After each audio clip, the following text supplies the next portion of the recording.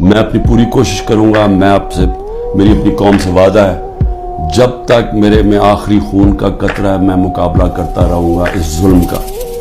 लेकिन मैं अपनी कौम को भी कहना चाहता हूं कि आपके ऊपर अल्लाह ने जिम्मेदारी डाल दी है। आपने अगर ये चुप करके जुल्म सहते रहे, आप इंसाफ के लिए ना खड़े हुए, जो लोग सहाफ़ियों में से, जो लोग अवाम में से, साहिब हैसियत से जो देख रहे हैं कि ये हो रहा है, इतनी गर्मी के अंदर बेचारे लोगों को बंद किया हुआ, वो अगले दिन बेहोश हो गए लोग। गर्मी के अंदर हमारे जो पीटीआई के वर्कर थे पिंजरों के अंदर बंद किया हुआ, जब वैन में लेके गए, जब तक पहुंचे वहां बाहर खड़ा करा गर्मी में, लोग बेहोश हो गए वहां, जो हमारे सियासी कारकुन है। और यहां इस तरह किया जा रहा है, कोई मुल्क दुश्मन है। जीना मरना पाकिस्तान में।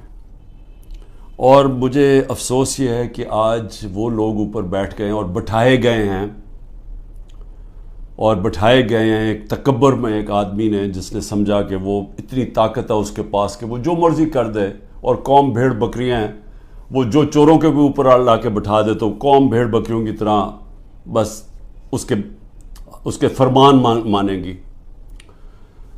वो लोगों को ऊपर बिठा दिया है जिनकी दौलत मुल्क से बाहर पड़ी है, जिनके पैसे, जिनकी बिजनेसेस, और बिजनेस क्या है? रियल एस्टेट, यानी यहाँ से पैसा दिया, वहाँ से ज़मीन, घर बार, रियल एस्टेट ख़रीद ली, और बस ये बिज़नेस है, उसकी रेंट के ऊपर रहे, ये इनकी बिजनेसेस हैं। और यहाँ का सारा पैसा चोरी हर 30 साल से चोरी कर रहे हैं। हुदैबा पेपर मिल में जब पहली चीज़ सामने आई थी, जब इसहाक डार ने खुद कहा कि मैं मनी लॉन्ड्रिंग करता हूँ, 164 का बयान लिखवाया कि मैं इनके पैसे बाहर भेजता हूँ, और फिर जो पैसा इधर चाहिए हो वो फिर रिमिटेंसेस दिखा के यहाँ बुलाया जाता है फेक अकाउंट से। और वहाँ कोई काजी फैमिली थी जिसके ऊपर बीबीसी की भी डॉक्यूमेंट बनी, अखबारों में भी आया। तो ये 30 साल से यहाँ पैसा बाहर भिजवा रहे हैं, और ये आज मुहब्बे वतन पाकिस्तानी हैं, और इमरान खान और इसके सारे लोग हमें गद्दार साबित करने की कोशिश की जा रही है। लेकिन मैं ये आज इसलिए कह रहा हूँ कि हमारी तरह के लोगों, जिनका तो जीना मरना यहाँ है, जिनके ऊपर जितने मर्जी आप करप्शन केस कर दें और दहशतगर्दी के और कत्ल के, मैंने तो यहाँ रह के इनका मुकाबला करना है। वो लोग जो हर बारी बाहर भाग जाते थे, जब मौका मिलता था पावर से बाहर, हाथ जोड़ के तो बाहर भाग जाते थे, और फिर डील एनआरओ करके वापस आ जाते थे। तो वो लोग आज इस मुल्क के फैसले कर रहे हैं, और ऊपर बैठे हुए हैं, और इस्टेब्लिशमेंट उनके साथ खड़ी हुई है। और फिर इस्टेब्लिशमेंट हैरान होती है कि क्यों सोशल मीडिया पे हमारे पर ये तनकीद आ रही है, और जो तनकीद करता है वो गद्दार है। कि ये नहीं समझ आ रही कि क्या लोग बेवकूफ़ हैं, लोग 30 साल से इनको लोगों को नहीं देख रहे। अब ये सोचें कि ये फिर सारे बाहर चले गए हैं, मुल्क से बाहर इनकी मीटिंग्स होती हैं, ईदें बाहर होती हैं, बच्चे बाहर हैं, इलाज इनका बाहर है, और ये है मुहब्बे वतन पाकिस्तानी। तो मुझे तकलीफ़ इसलिए है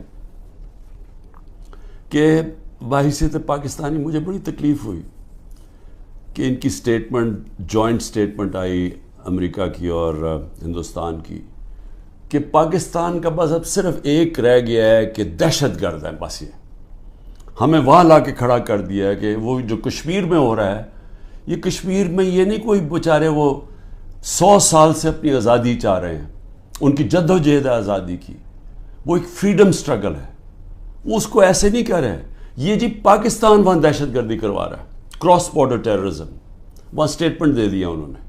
फिर वही जो ग्रुप्स हैं कि पाकिस्तान में वो फलाना लश्कर है और ये है वो है, तो पाकिस्तान को तो वहाँ खड़ा कर दिया, और फिर कहा कि आप ये ख़त्म करें, हुक्म दिया हमें कि आप ख़त्म करें। और मैं आपको यकीन दिलाता हूँ कि इस हुकूमत से कोई स्टेटमेंट नहीं आएगी इसके ख़िलाफ़। कभी प्राइम मिनिस्टर के मुंह से कुछ नहीं निकलेगा, कभी वो जो बाहर बैठा हुआ है लंदन में सज़ा याफ्ता, वो कभी बोलेगा नहीं, जरदारी कभी नहीं बोलेगा, क्योंकि इनके अरबों डॉलर मुल्क से बाहर पड़े हैं, अरबों रुपया इनका बाहर पड़ा है, और उनको सबको पता है इनका पैसा बाहर पड़ा है। जब आपका वो जब भी चाहें, उनके कानून है, वो सारे उनकी एजेंसीज पता चलवा लेती हैं कि किसका क्या पैसा पड़ा।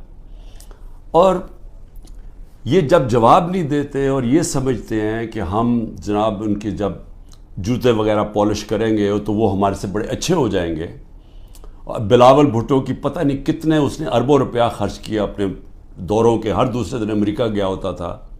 انہوں نے بھی بڑی خدمت کی ہے، سب وہاں ان کو خوش آمد کرنے میں آگے آگے تھے.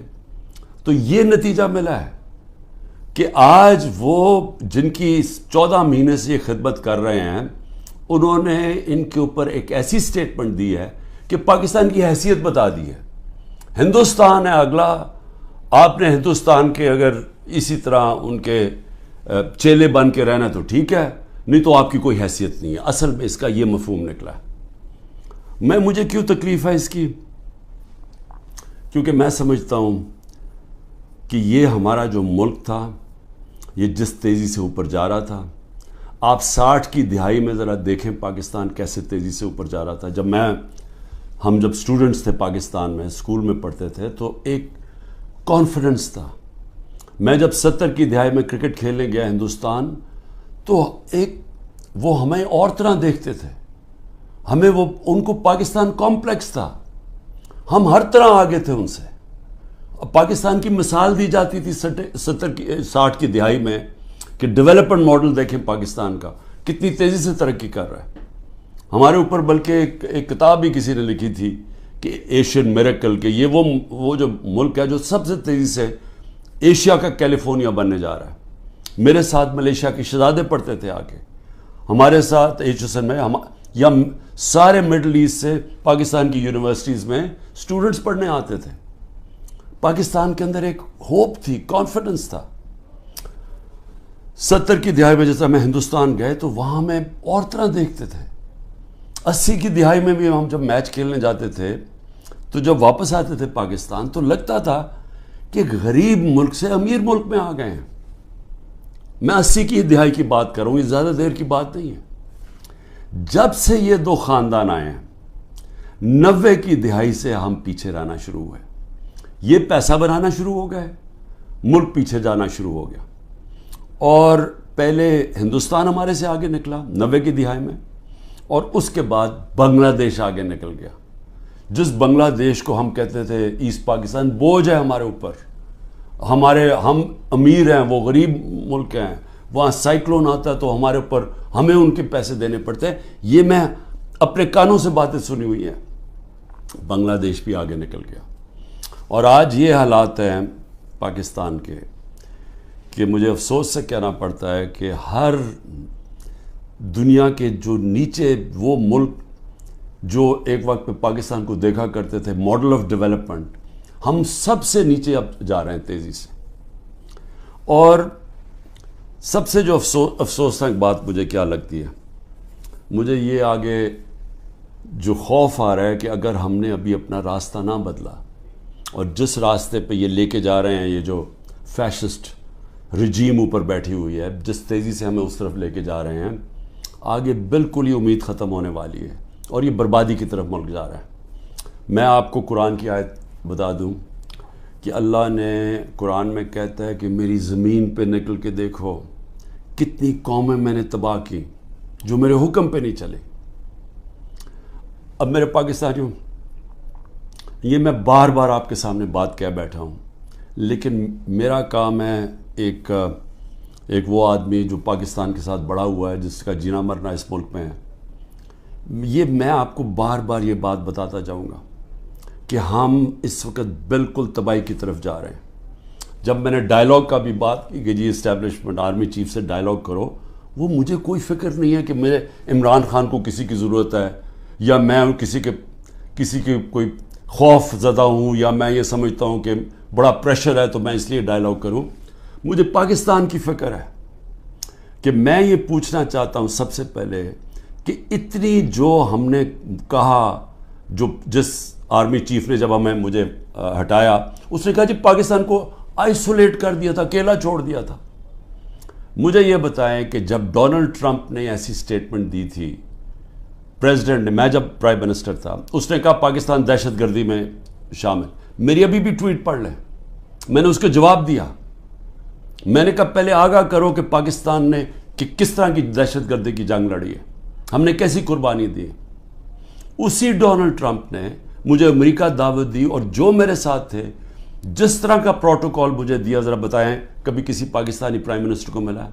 اس نے عزت بھی دی، اس کے سامنے میں نے کشمیر کی بات کی، اس نے کہا کہ میں کوشش کروں گا کشمیر کا مسئلہ حل کرنے کے لیے، ان کی جرت نہیں ہے نام لینے کے لیے کشمیر کا۔ اس کے بعد اس نے سارے میرے اور میرے ڈیلیگیشن کو سارے وائٹ ہاؤس کا خود دورہ کروایا، ٹور کروایا، عزت دی۔ میں یہ کیوں کہہ رہا ہوں؟ کیونکہ میں مغربی ذہن کو سمجھتا ہوں۔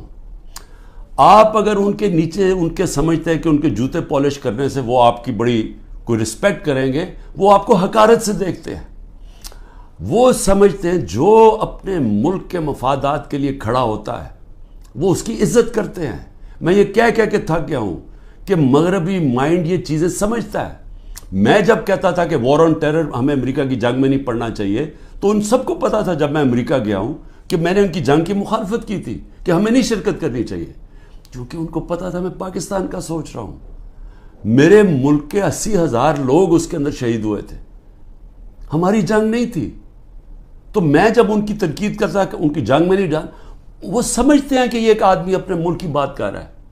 میں نے جب ان کو کہا افغانستان کے اندر کوئی ملٹری سلوشن نہیں ہے، تو ان کے سینیٹر لنزی گرام، یہاں تکڑا سینیٹر ریپبلکنز کا، اس نے پاکستان آ کے بیان دیا کہ عمران خان ٹھیک کہہ رہا تھا، کہ وہ اس چیز کی رسپیکٹ کرتے ہیں۔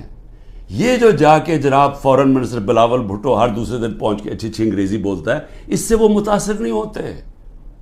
اور اسی لیے یہ جو فورن پالیسی بنا دی ہے کہ جی ہم ساری دنیا کو ہم ساری دنیا کے ساتھ اچھے اچھے باتیں کریں، ان کو آم کے ٹوکرے بھجوا دیں اور ہم جا کے ان کے ساتھ بڑی اچھی طرح ان کے ہاتھ پکڑ کے بات کریں، ایسی یہ باتیں نہیں چلتی۔ آج آئسولیشن ہے پاکستان کی، اس کو آئسولیشن کہتے ہیں کہ وہ ملک جنہوں نے روس سے تیل نہیں خریدا، ہم نے ڈیل کر لی تھی ان سے، یہ آگے بات تو بڑھاتے۔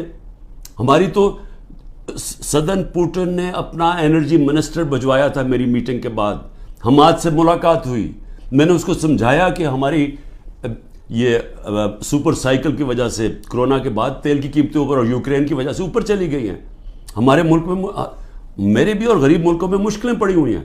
اس نے انرجی منسٹر بھجوایا، بات ہو گئی، واپس آئے تو نو کانفیڈنس ہو گئی، کیونکہ جناب یہاں آرمی چیف صاحب باتیں کر رہے تھے، وہاں ان کو بتا رہے تھے جی بڑا اینٹی امریکن ہے اور عمران خان، اور ادھر سے سائفر آ گیا کہ جی عمران خان کو ہٹاؤ نو کانفیڈنس میں، بات بیچ میں آ گئی۔ تو ان کو تو موقع مل رہا تھا، ہندوستان جب سستا تیل 40% کم قیمت پہ تیل منگوا رہا تھا، تو انہوں نے کیوں نہیں آگے بات بڑھائی؟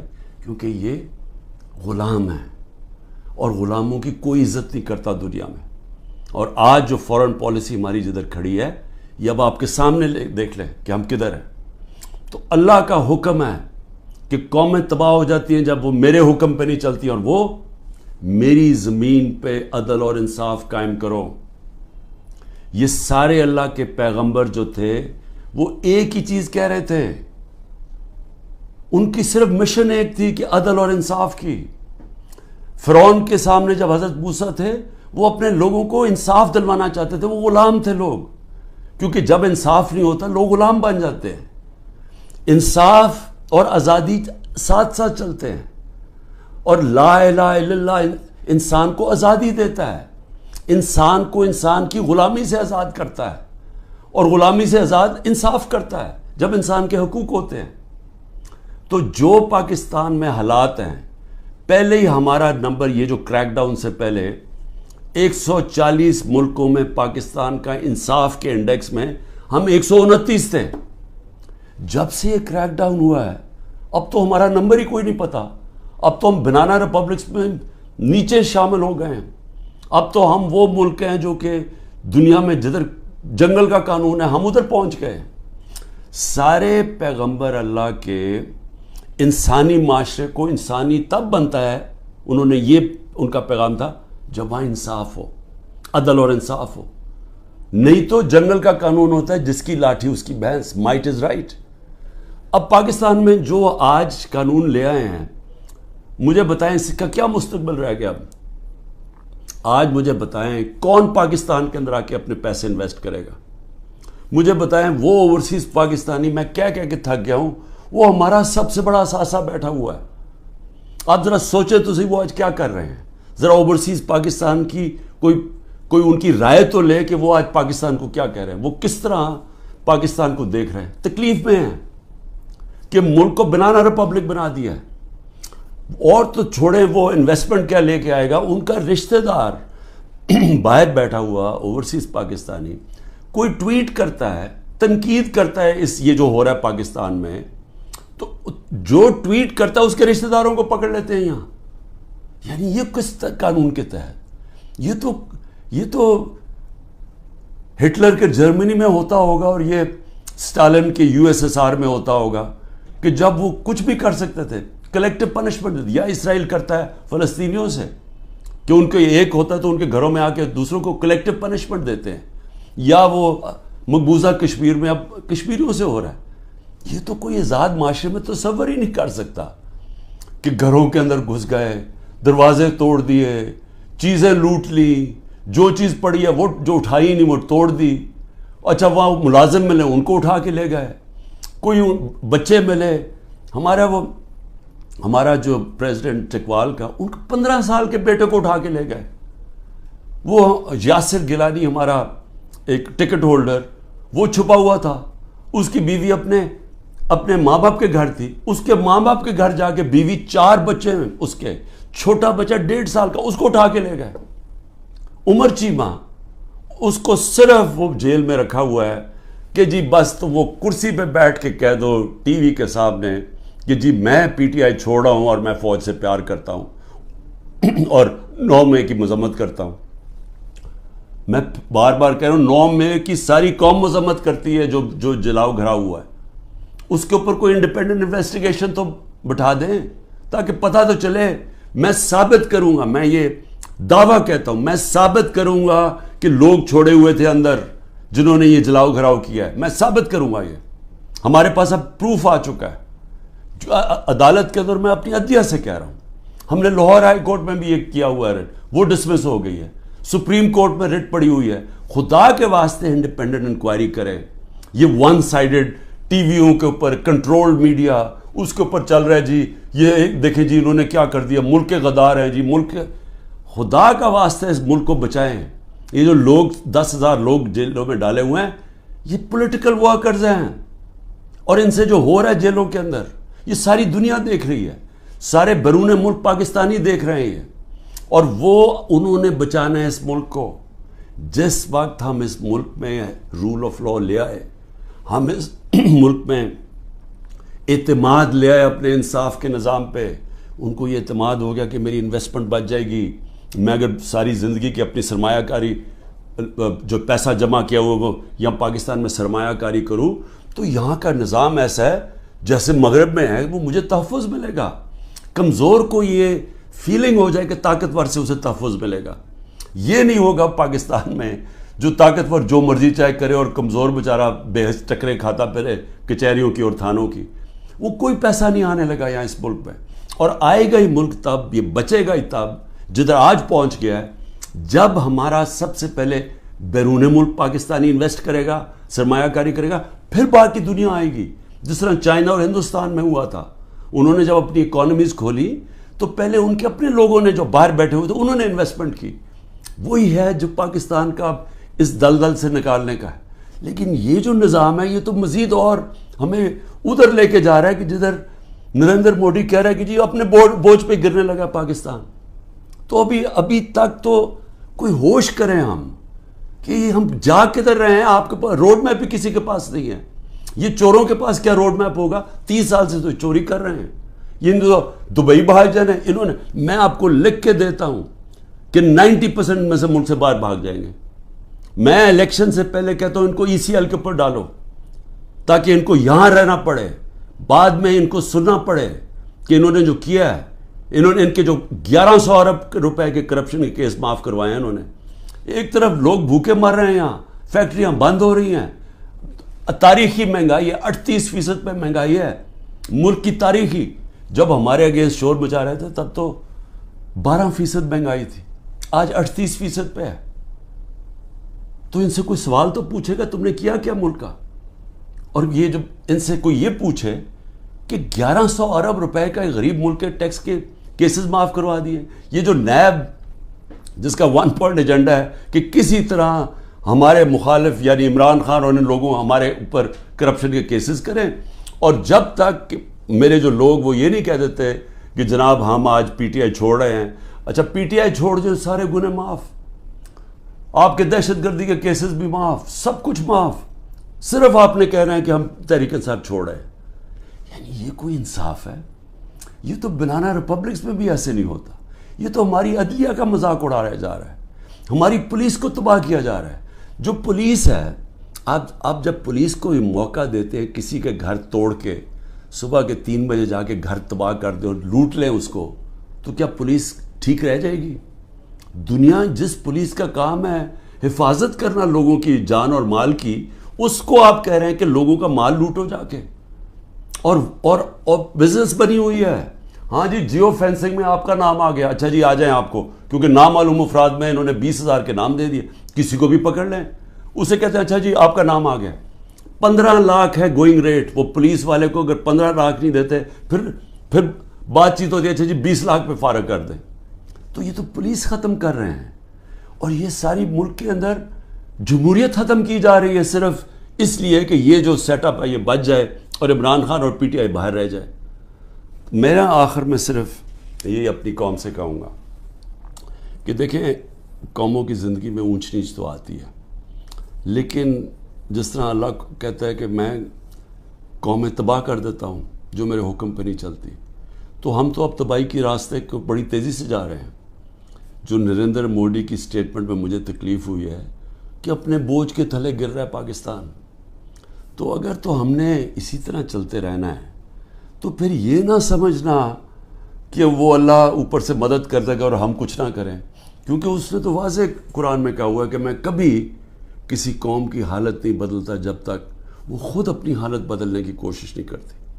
میں اپنی پوری کوشش کروں گا, میں آپ سے, میری اپنی قوم سے وعدہ ہے, جب تک میرے میں آخری خون کا قطرہ ہے میں مقابلہ کرتا رہوں گا اس ظلم کا.